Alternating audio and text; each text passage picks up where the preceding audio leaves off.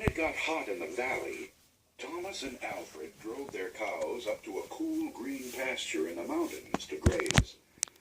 Usually they stayed there with the cows for 2 months. Then they brought them down to the valley again. The work was easy enough, but it was boring. All day the two men tended their cows. At night they went back to the tiny hut where they lived. They ate supper and worked in the garden and went to sleep. It was always the same. Then Thomas had an idea that changed everything. "Let's make a doll the size of a man," he said. "It'd be fun to make, and we could put it in the garden to scare away the birds." "It should look like Harold," Alfred said. Harold was a farmer they both hated. They made the doll out of old sacks stuffed with straw. They gave it a pointy nose like Harold's and tiny eyes like his. Then they added dark hair and a twisted frown. Of course, they also gave it Harold's name. Each morning on their way to the pasture, they tied Harold to a pole in the garden to scare away the birds. Each night, they brought him inside so that he wouldn't get ruined if it rained. When they were feeling playful, they would talk to him. One of them might say, "How are the vegetables growing today, Harold?" Then the other, making believe he was Harold, would answer in a crazy voice, "Very slowly." They would both laugh, but not Harold. Whenever something went wrong, they took it out on Harold. They would curse at him, even kick him or punch him. Sometimes one of them would take the food they were eating, which they both were sick of, and smear it on the doll's face. "How do you like that stew, Harold?" he would ask. "Well, you better eat it, or else." Then the two men would howl with laughter. One night, after Thomas had wiped Harold's face with food, Harold grunted. "Did you hear that?" Alfred asked. "It was Harold," Thomas said. "I was watching him when it happened. I can't believe it." "How could he grunt?" Alfred asked. "He's just a sack of straw. It's not possible." "Let's throw him in the fire," said Thomas, "and that'll be that." "Let's not do anything stupid," said Alfred. "We don't know what's going on. When we move the cows down, we'll leave him behind. For now, let's just keep an eye on him."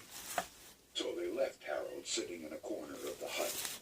They didn't talk to him or take him outside anymore. Now and then the doll grunted, but that was all. After a few days, they decided there was nothing to be afraid of. Maybe a mouse or some insects had gotten inside Harold and were making those sounds. So Thomas and Alfred went back to their old ways. Each morning they put Harold out in the garden, and each night they brought him back into the hut. When they felt playful, they joked with him. When they felt mean, they treated him as badly as ever. Then one night, Alfred noticed something that frightened him. "Harold is growing," he said. "I was thinking the same thing," Thomas said. "Maybe it's just our imagination," Alfred replied. "We've been up here on this mountain too long."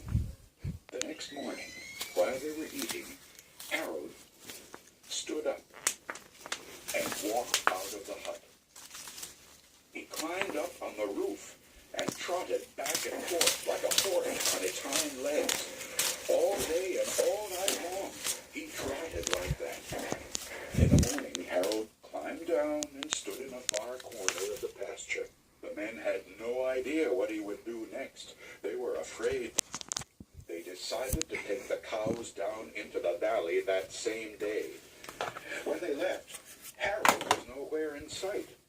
They felt as if they had escaped a great danger and began joking and singing. But when they had gone only a mile or two, they realized they'd forgotten to bring the milking stools. Neither one wanted to go back for them, but the stools would cost a lot to replace. "There really is nothing to be afraid of," they told one another. "After all, what could a doll do?" They drew straws to see which one would go back. It was Thomas. "I'll catch up with you," he said, and Alfred Alfred walked on toward the valley. When Alfred came to a rise in the path, he looked back for Thomas. He did not see him anywhere. When Alfred came, but he did see Harold. The doll was on the roof of the hut again. As Alfred watched, Harold kneeled and stretched out a bloody skin to dry in the sun. Hello there, I hope you enjoyed that Harold story. Also, this is my version of it, by the way. I found that idea off of YouTube, which is a story called Harold the Scarecrow. You saw what happened, and I hope you enjoyed. Bye.